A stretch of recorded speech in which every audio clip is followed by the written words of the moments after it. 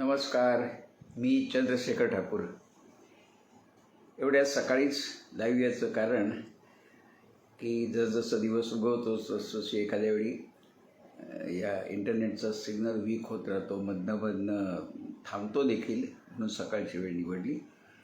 आजचा विषय आहे NCMC. आपल्याला माहिती आहे की ST महामंडळाने सांगितलं की याच्यापुढे जर तुम्हाला सवलत पाहिजे असेल तर NCMC कार्ड हे घेतलं पाहिजे, त्याशिवाय सवलत मिळणार नाही.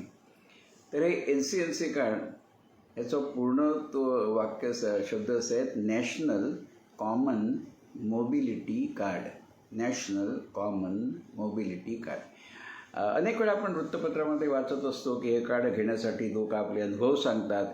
STच्या केंद्रावर गेलो होतो, डेपोमध्ये गेलो होतो आणि तिथे खूप रखडपट्टी झाली, पुन्हा या म्हणून सांगितलं, कॉम्प्युटर चालत नाही, हे ते वगैरे अनेक तक्रारी लोक सांगत असतात. तर म्हटलं याबाबत आपण वस्तुस्थिती काय ती सांगावी. कारण अनेक वेळा काय होतं, समर्थ रामदास स्वामी म्हणतात तसं एखादा प्रश्न तुम्ही अनेक लोकांना विचारलात ना, तर रामदास स्वामी म्हणतात तसं जो तो बुद्धीचं सांगतो, जो तो आपल्या मजदुराप्रमाणे उत्तरं देतो, तो खरं काय खोटं काय कळत नाही. तसं सुरेश भटांनी पण एका कवितेमध्ये छान लिहिलं आहे, एक साधा प्रश्न माझा लाख त्याची उत्तरे, हे खरे का ते खरे का ते खरे का ते खरे. तेवढे माझ्या मनात आलं की सध्या काय ज्येष्ठ नागरिकांशी संबंधित हा प्रश्न आहे आणि ज्येष्ठ नागरिकाला खूप त्रास होतो ते STच्या सेंटरवर जायचं वगैरे, एक अनुभव आपण ऐकतो. तर हे कार्ड NCMC कार्ड मिळवण्याबाबत खरोखर काय वस्तुस्थिती आहे ती म्हटलं आपण सांगावी. आणि मी अधिकाऱ्यांनी का सांगतो आहे, तर मी जिथे सभासद आहे ते आमच्या बोरिवलीच्या ज्येष्ठ नागरिक सेवा संघ वजिरा बोरिवली पश्चिम या आमच्या संघाने अलीकडेच एक शिबिर आयोजित केलं होतं NCMC कार्डाचं. आणि त्यामध्ये प्रत्यक्ष जे आहे ते मी सांगतोय, त्यामुळे ही काहीच नाही किंवा कोणीतरी सांगितलं असं काही नाही. जे आम्ही अनुभवलं ते मी तुमच्याकडे मांडणार आहे. कारण हा व्हिडिओ करण्यामध्ये माझा हेतू असा आहे की जास्तीत जास्त ज्येष्ठ नागरिकांना आणि अर्थातच ज्येष्ठ नागरिक संघांना त्याचा उपयोग व्हावा. उदाहरण सांगायचं तर काही माणसाने मला सांगितलं काय नाही, 2 मिनिटात होऊन जातं, 2 मिनिटात होऊन जातं. मित्र, वस्तुस्थिती तशी नाही. म्हणून मी काय सांगितलं की जे आम्ही केलं आहे आमच्या संघाने त्यावर आधारित आम्ही व्हिडिओ बनवतो, जो 100% विश्वसनीय आहे. कारण ही काही सुनी नाही, प्रत्यक्षात 2 मिनिटात हे होत नाही. सरासरी म्हटलं ना तर 4 ते 5 मिनिटं लागतात. ते आता का लागतात ते मी सविस्तर सांगतो, पण त्याआधी प्रक्रिया काय आहे ते सांगतो. अनेक वेळा काय होतं, एखाद्या संघाने आता हल्ली काय होतं की नागरिकांना व्यक्तिशः त्या STच्या केंद्रावर जायला लागू नये म्हणून अनेक ज्येष्ठ नागरिक संघ काय करतात की त्यांचा जो महासंघ आहे, जसं आता आमचा बोरिवलीचा ज्येष्ठ नागरिक संघ, कांदिवलीचा आहे, गोरेगावचा आहे, खूप शेकडो ज्येष्ठ नागरिक संघ आहेत.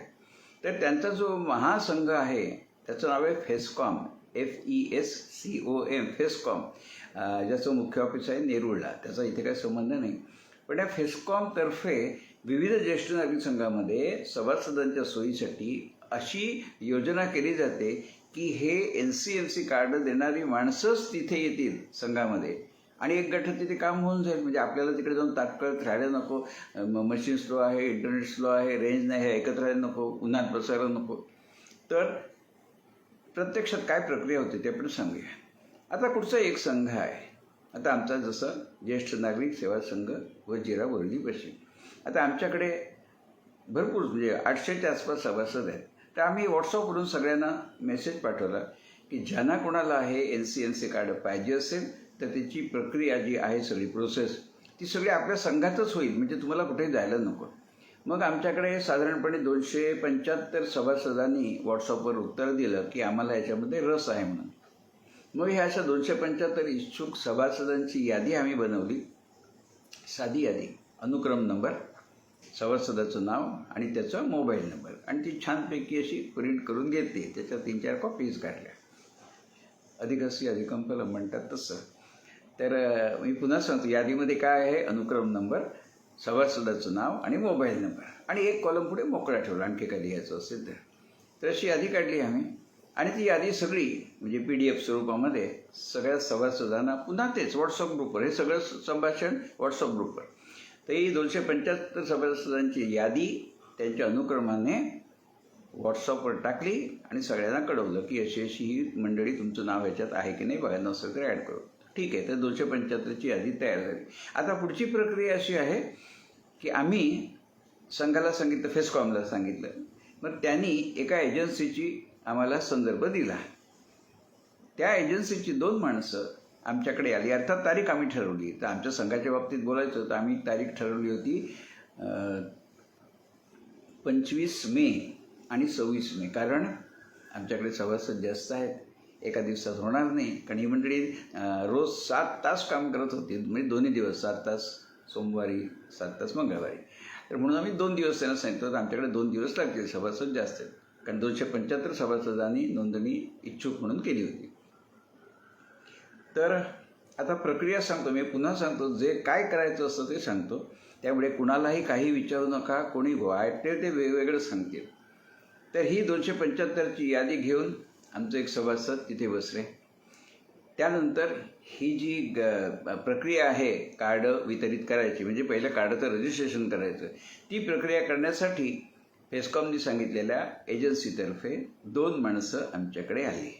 आता पुन्हा बघा, काही माणसं सांगतात नाही ते 2 माणसं येतात त्यामुळे बरोबर एकावेळी 2-2 माणसांचं काम होतं. मित्र हो, हे चुकीचं बोलणं आहे. एकावेळी 2 माणसांचं काम होत नाही. जरीही 2 माणसं आली असली तरी त्यांचं संयुक्त काम चालू असतं. कारण ह्यासाठी लागणारं एक यंत्र असतं ना, ते यंत्र एकाकडेच असतं. मग एकावेळी दोघांची कामं कशी होतील? नाही होणार. म्हणून सांगितलं की तो बुद्धीचं सांगतो. तर ही प्रक्रिया काय आहे ती मी सांगतो. आता हे 275 माणसं बाहेर छानपैकी आमचा हॉल आहे, मी प्रत्येक संघाचा असतो, तिथे त्यांना खुर्च्या टाकून बसले छानपैकी. आणि जिथे आता हे सगळी प्रक्रिया व्हायची आहे तिथे एक टेबल आम्ही ठेवलं. त्या टेबलापाशी 2 माणसं बसतील, एवढं मोठं टेबल. एकाच बाजूला 2 माणसं. का हे जी करणारी मंडळी आहे, टीम आहे कार्डाची प्रोसेस करणारी, ती 2 माणसं तिथे बसतील. त्यांच्याजवळ एक छोटंसं एवढं मशीन असतं, खूप छोटं, नारळ असतो सोललेलं, तेवढं एक मशीन असतं. तो रीडर म्हणतात त्याला, कारण बोटाचे ठसं त्याच्यावरती रीड होतात. ते आपला काय संबंध नाही, फक्त काय असेल ते सांगतो. एक लॅपटॉप असतो. हे सगळं ते माणसं घेऊन येतात. आपल्याला काहीही करायचं नाही, फक्त ते आले की त्यांना चहा पाणी द्यायचं, दुपारची जेवणाची सोय करायची. कारण पूर्ण दिवसभर प्रक्रिया चालली होती आमच्याकडे. कारण जवळजवळ आमच्याकडे 275 नोंदणी केली होती, पण प्रत्यक्षात 200 माणसं आली होती, इतर काही कारणामुळे आली नाही. तर पुन्हा सांगतो, त्या मंडळीची चहाची, कारण आतिथ्य धर्म आहे होतो, ते काय सक्तीचं नाही आहे, पण आतिथ्य धर्म आहे, अतिथी धर्म आहे. त्यांना चहा जेवणी सोय करायची आपण संघाने.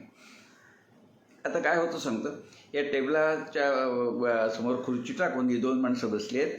त्यांच्याकडे लॅपटॉप आहे, त्यांच्याकडे ते फिंगर, आपले जे बोटं आहेत ना, ते स्कॅन करायचं मशीन आहे. आता प्रक्रिया सांगतो, ही प्रक्रिया अशीची अशी आहे, त्याच्यात काही बदल नाही.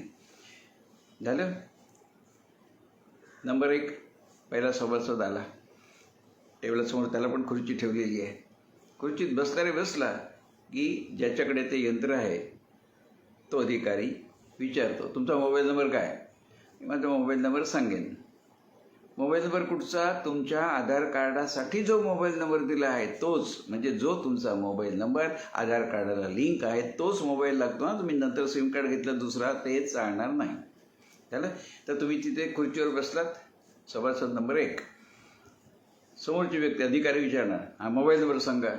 मग तुम्ही मोबाईल नंबर सांगितलात की ते त्यांच्या त्या यंत्रावरती मोबाईल नंबर टाईप केला की ते थेट आधार कार्ड जो डेटाबेस आहे त्याला ते लिंक होतं आणि लगेचच तुम्हाला एक OTP येतो. म्हणून सांगितलं, हे सगळं तुम्ही ज्यावेळी टेबलावर बसाल नाही करायला, तरी 3 गोष्टी करायच्या. काय? आपला मोबाईल तिथे तयार ठेवायचा काढून, आपलं आधार कार्ड तयार ठेवायचं आणि 200 रुपयाची नोट तयार ठेवायची. कारण काय होतं, मी सगळं सविस्तर सांगतोय, कारण ते घडलेलं असतं. ते आधार कार्ड दे, मग आपण पिशवीमध्ये शोधणार आधार कार्ड, ह्या खिशात त्या खिशात, वेळ जातो. म्हणून मोबाईल, आधार कार्ड आणि 200 रुपयाची नोट तयार ठेवायची टेबलावरती तिथे. झालं.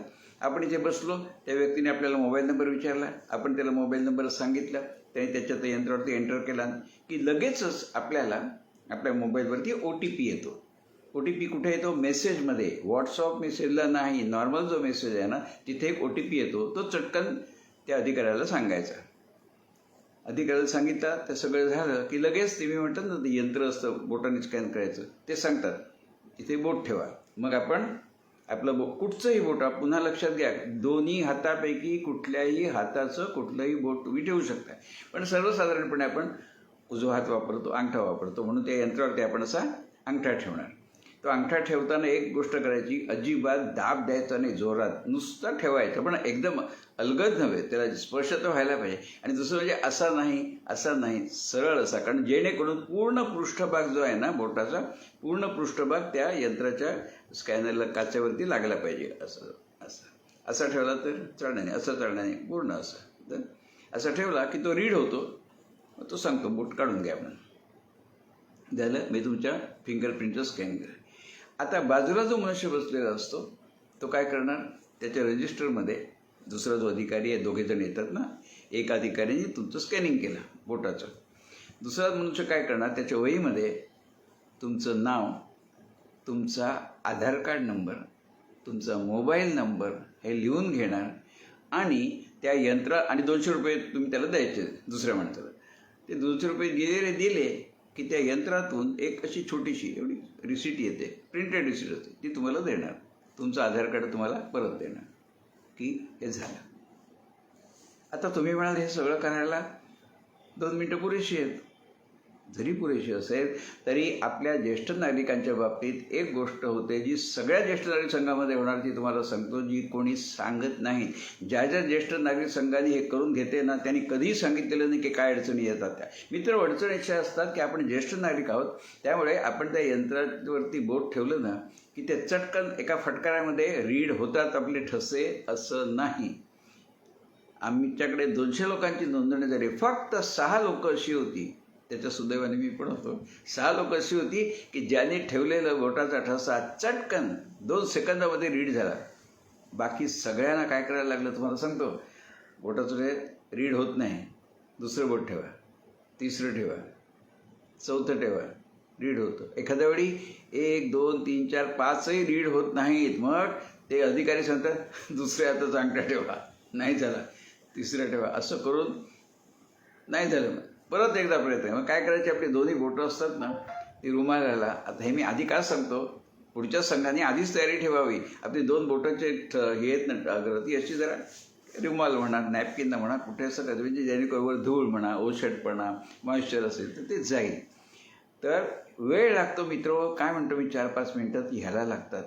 आणि हे बहुसंख्य नागरिकाच्या बाबतीत होतं, कारण आपण ज्येष्ठ नागरिकावर ठसे चटकन मॅच होत नाहीत, कारण 10 वर्षापूर्वी आपण ते कार्ड काढलेलं आहे. ठसे बदलत नाहीत पण ते रीड होत नाही चटकन. मग ह्याचा जो वेळ जातो ना, आमच्याकडे 2 व्यक्ती अशा निघाल्या, 4-4 वेळा त्यांची 10 बोटर प्रयत्न केला पण ते रीड होत नाही. शेवटी त्यानं सांगितलं की तुमचं कार्ड आज होणार नाही.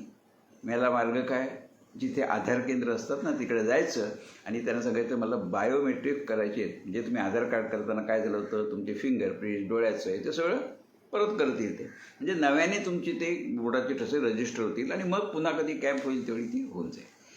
तर सांगायचं असं की पहिल्यांदा तुम्ही बसलात, माणसाला मोबाईल नंबर सांगितलं, त्यांनी तो एंटर केला, तुमच्या मोबाईलवरती OTP याला मेसेजेसमध्ये, तो OTP तुम्ही त्यांना सांगितलं आणि मग तुम्ही ठसा ठेवणार, ठसा रीड होणार आणि मग बाजूच्या माणसाकडे आधार कार्ड द्यायचं, 200 रुपये द्यायचे की यंत्रातून आलेली पावती आणि तुमचं आधार कार्ड परत देईल, विषय संपला. मी पुन्हा सांगतो, हे 4 ते 5 मिनटं काय म्हणतो, ह्यामध्ये वेळ जातो. हे बोट नाही, ते बोट नाही, ते बोट मग परत ठेव, परत घास, ह्याच्यात वेळ जातो. त्यामुळे आणि दुसरी गोष्ट काय होतं, मोबाईल नंबर सांगितला, त्याने आपल्याला OTP विचारला. आता माझा मोबाईल पिशवीत आहे, मग मी पिशवी काढणार, मग मोबाईल काढणार, मग मोबाईल लॉक झालेला आहे.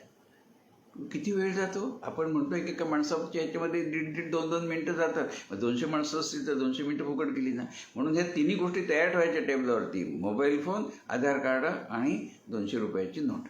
त्यामुळे कसं बरोबर होऊन जातं, असं होऊन जातं.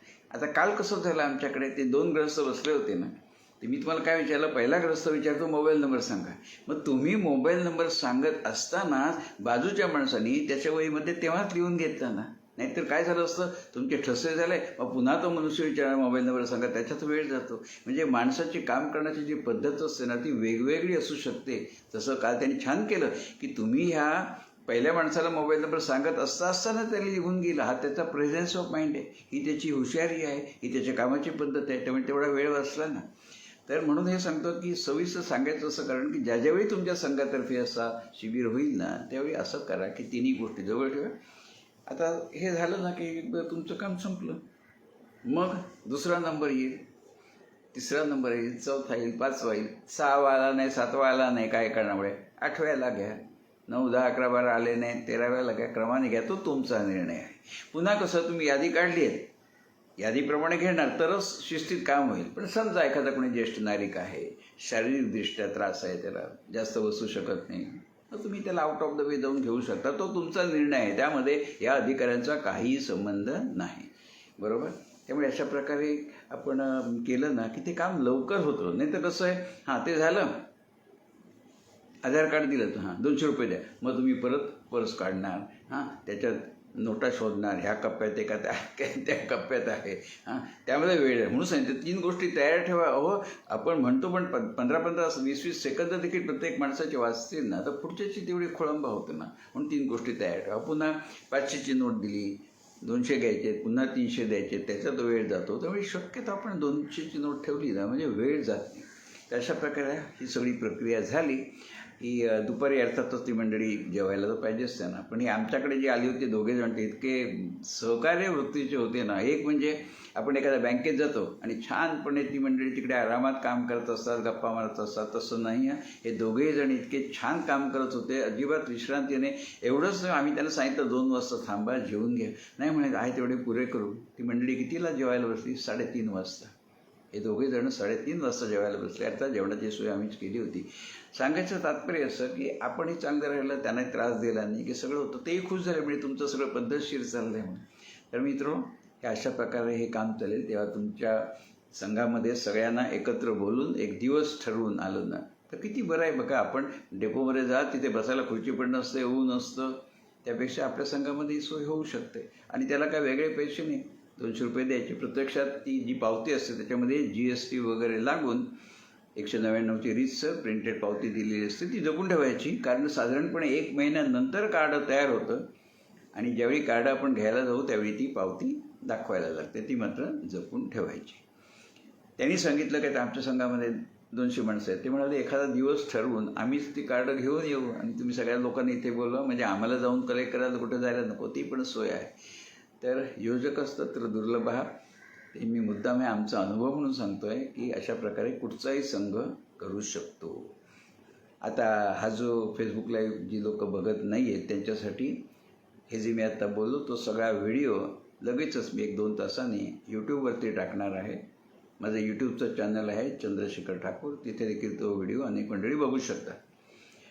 हेतू असा आहे की मी फेसकॉमचा प्रतिनिधी म्हणून सांगत नाही, व्यक्तिगत स्वरूपात व्हिडिओ असा काढला आहे की सगळ्यांनाच त्याची उपयुक्तता होते ना.